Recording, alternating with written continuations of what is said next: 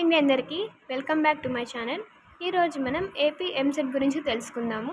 అంటే AP EAMCET exam ఏంటి, అది ఎలా ఉంటుంది, ఎవరు రాయాలి, exam pattern, all complete details ఈరోజు వీడియోలో చూద్దాము. వీడియో ఎక్కువగా స్కిప్ చేయొద్దండి, సో మీరే ఇన్ఫర్మేషన్ అనేది లాస్ అవుతారు. సో ఫస్ట్ ఆఫ్ ఆల్ చూద్దాము. ఫస్ట్ ఎంసెట్ చూద్దాము. మన ఏపీలో రాస్తారు కాబట్టి ఏపీ ఎంసెట్ అంటారు. అదే టీఎస్లో రాస్తే టీఎస్ ఎంసెట్. చెప్పా కదా, ఇది ప్రతి స్టేట్కి ఉంటుంది. తర్వాత ఈ మధ్య ఏపీ ఎంసెట్ని ఈఏపీ సెట్ కూడా అంటున్నారు. అసలు ఫుల్ ఫామ్ ఏంటంటే Andhra Pradesh engineering agriculture and pharmacy, కనిపిస్తుందా, కామన్ ఎంట్రన్స్ టెస్ట్ అనమాట. అంటే ఇంజనీరింగ్కి కానీ అలానే అగ్రికల్చర్కి కామన్ ఎంట్రన్స్ టెస్ట్ అనమాట. ఈ ఎగ్జామ్ని ఎవరు కండక్ట్ చేస్తారు అంటే జేఎన్టీయూకే, తెలుసు కదా, జేఎన్టీయూకే కండక్ట్ చేస్తారు. అలానే తర్వాత ఎగ్జామ్ ఫీజు అనేది అంటే అప్రాక్సిమేట్గా 600 రూపీస్ ఉంటుంది ఓసీ వాళ్ళకి. ఈ మోడ్ వచ్చేసి online mode exam, duration 3 hours ఉంటుంది. దీంట్లో క్వశ్చన్ ప్యాటర్న్ ఎలా ఉంటుందంటే టోటల్ 120 క్వశ్చన్స్ ఉంటాయి. ఒక్కొక్క క్వశ్చన్కి ఒక్కొక్క మార్క్ అనమాట. సో నెగిటివ్ మార్కింగ్ అనేది ఉండదు, ఇది ఒక అడ్వాంటేజ్ అని చెప్పచ్చు. తర్వాత క్వశ్చన్స్ అనేవి ఇంగ్లీష్లో ఉంటాయి అండ్ తెలుగులో కూడా ఉంటాయండి. ఇప్పుడు కొంతమంది ఇంటర్లో కొంతమంది ఎంపీసీ తీసుకుంటారు, కొంతమంది బైపీసీ తీసుకుంటారు. మాకు ఎలా అంటే ఇప్పుడు ఫర్ సపోజ్ ఎంపీసీ తీసుకున్నారు అనుకోండి, ఎంపీసీ తీసుకున్న వాళ్ళకి 80 క్వశ్చన్స్ అడుగుతారు. ఎక్కడ అది వాళ్ళ కోర్ సబ్జెక్ట్ కదా, వాళ్ళ సబ్జెక్ట్ కదా. అదే బయాలజీలో అయితే 80 క్వశ్చన్స్. అర్థమైందా? బైపీసీ తీసుకున్న వాళ్ళకి బయాలజీ నుంచి 8 క్వశ్చన్స్, ఎంపీసీ తీసుకున్న వాళ్ళకి మ్యాథ్స్ నుంచి 80 క్వశ్చన్స్ వస్తాయి.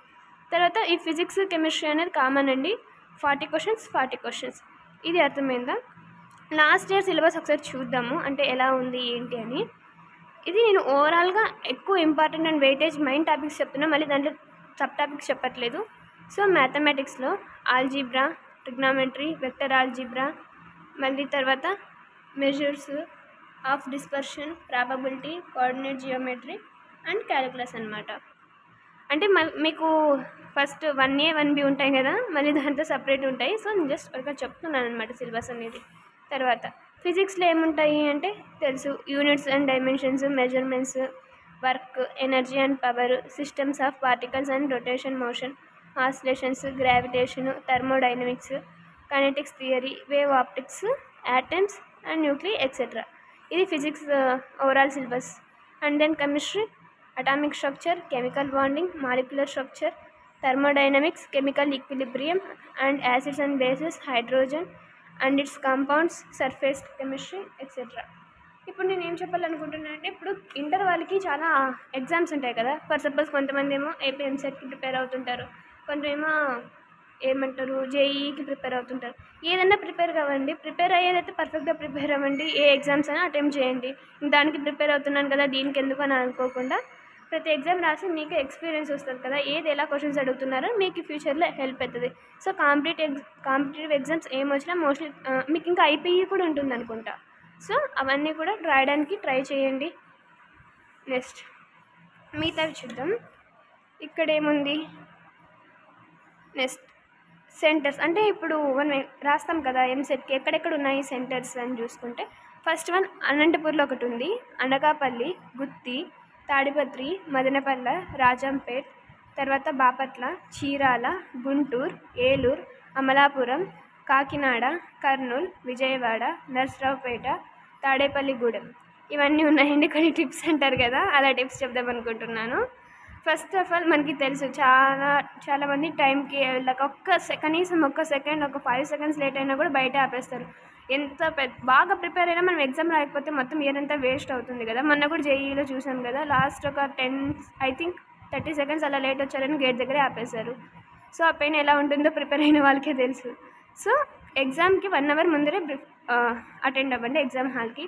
తర్వాత ముందునే ఒకరోజు ఐడెంటిఫికేషన్ ప్రూఫ్ ఉంటుంది కదా, మీరు ఎగ్జామ్ హాల్ టికెట్ కానీ, పాన్ కార్డ్ కానీ, ఆధార్ కార్డ్, ఓటర్ ఐడి అవి ఉన్నాయో లేదో ఖచ్చితంగా చూసుకోండి. తర్వాత పెన్, ఇది ఆన్లైన్ ఎగ్జామ్ మోడ్ కదా, పెన్ ఎందుకు అని అడగచ్చు. ఒకవేళ రఫ్ వర్క్ ఏమైనా ఉంటే బెస్ట్ కదా. సో తర్వాత ప్రిపరేషన్ టిప్స్ చూద్దాము. First syllabus. ఇప్పుడు మనకి ఏదైనా సరే ఏ ఎగ్జామ్ రాయాలన్నా ఫస్ట్ సిలబస్ తెలిస్తే ఆటోమేటిక్గా దానికి రిలేటెడ్ స్టడీ మెటీరియల్ అవన్నీ మనమే కలెక్ట్ చేసుకుంటాం కదా. ఫస్ట్ సిలబస్ తెలుసుకోండి. తర్వాత టైం మేనేజ్మెంట్ అనేది చాలా ఇంపార్టెంట్. అంతే కదా, ఏ ఎగ్జామ్కైనా టైం మేనేజ్మెంట్ అనేది చాలా ఇంపార్టెంట్. తర్వాత మనకొక టైం టేబుల్, అంటే మీ టైం టేబుల్ మీకు తెలుస్తుంది కదా, మీరు ఎక్కడ ఎలా ఉంటుంది, మీ టైమింగ్స్ ఏంటి. సో మీ టైమింగ్స్కి తగ్గట్టు ఒక టైం టేబుల్ అనేది ప్రిపేర్ చేసుకోండి. తర్వాత మాక్ టెస్ట్ తెలుసు, చాలా చాలా ఇంపార్టెంట్. సో మాక్ టెస్ట్ అన్ని అటెంప్ట్ చేస్తూ ఉండండి. అక్కడ మిస్ అయ్యింది, మీరు తప్పులు చేసినట్టు మళ్ళీ దాన్ని రెక్టిఫై చేసుకొని సాల్వ్ చేయడానికి ట్రై చేయండి. తర్వాత పీవైక్యూస్ ఆర్ పీక్యూబీస్ ఏదైనా సరే, ప్రీవియస్ ఇయర్ క్వశ్చన్ పేపర్స్, ఇవి కూడా చాలా చాలా ఇంపార్టెంట్ అండి. ఎక్కడి నుంచి ఎలా అడుగుతున్నారు అవన్నీ తెలియాలి కదా. సో అవి ఇంకా మిగతా ఉన్నాయి. Don't leave any topic for choice. ఇప్పుడు ఇది కాంపిటేటివ్ ఎగ్జామ్ కదా, మామూలుగా మనము మామూలు డిప్లొమాలకి అయితే సెమ్ అంటారు, మీకైతే ఎగ్జామ్స్ ఫైనల్ ఎగ్జామ్స్ అంటారు కదా. ఇది అలా కాదు కదా, కాంపిటేటివ్ ఎగ్జామ్ మీరు వదిలేసినట్టు పక్కన వాళ్ళు ప్రిపేర్ అవ్వచ్చు కదా. సో మీకన్నా బెటర్ ర్యాంక్ రావడానికి ఉంటుంది. మనకి ర్యాంక్ టైం చాలా ఇంపార్టెంట్ అనమాట కాంపిటేటివ్ ఎగ్జామ్స్లో, అర్థమైందా. So mostly overall high weightage అన్ని చూసిన తర్వాత ప్రీవియస్ ఇయర్ క్వశ్చన్ పేపర్స్లో అన్నా అది ఒకసారి ట్రై చేయండి సాల్వ్ చేయడానికి. అంత కష్టంగా అయితే ఉండదు. ఒకవేళ అంత కష్టం అనిపించింది అనుకోండి, మిగతా ఉంటాయి కదా, అంటే ఆన్లైన్ రిసోర్సెస్ కానీ మీకు తెలిసిన టీచర్స్ని కానీ అడిగి క్లియర్ చేసుకోండి. ఓకే. అండ్ నెక్స్ట్ మీకు ఏమైనా డౌట్స్ చెప్పాయి కదా, నెక్స్ట్ అదే ఉంది చూడు. If you have any doubts ask and clear your doubts. అలానే డౌట్స్ ఉందనుకో, మీకు డౌట్స్ అలానే ఉంటుంది. నెక్స్ట్ వాళ్ళు ఏం చెప్పినా ఏం అర్థం కాదు. ఇప్పుడు ఎక్కడైనా సరే యూట్యూబ్ ఛానల్స్ కానీ ఎడ్యుకేషన్ గురించి ఎక్కడైనా సరే మనం సెర్చ్ చేస్తే వస్తుంది కదా. సో అది. అండ్ దెన్ ఇది చూస్తే competition every year 3 to 4 lakhs people అనేది రాస్తారనమాట. ఓకేనా. సో ఇది అండి ఇవాళ వీడియో. ఇంకా మీకు ఈ ఎంసెట్ గురించి వీడియోస్ కావాలంటే కామెంట్ చేయండి. మీకు ఈ వీడియో నచ్చితే లైక్ చేయండి, షేర్ చేయండి, సబ్స్క్రైబ్ చేయండి. Thanks for watching. బాయ్.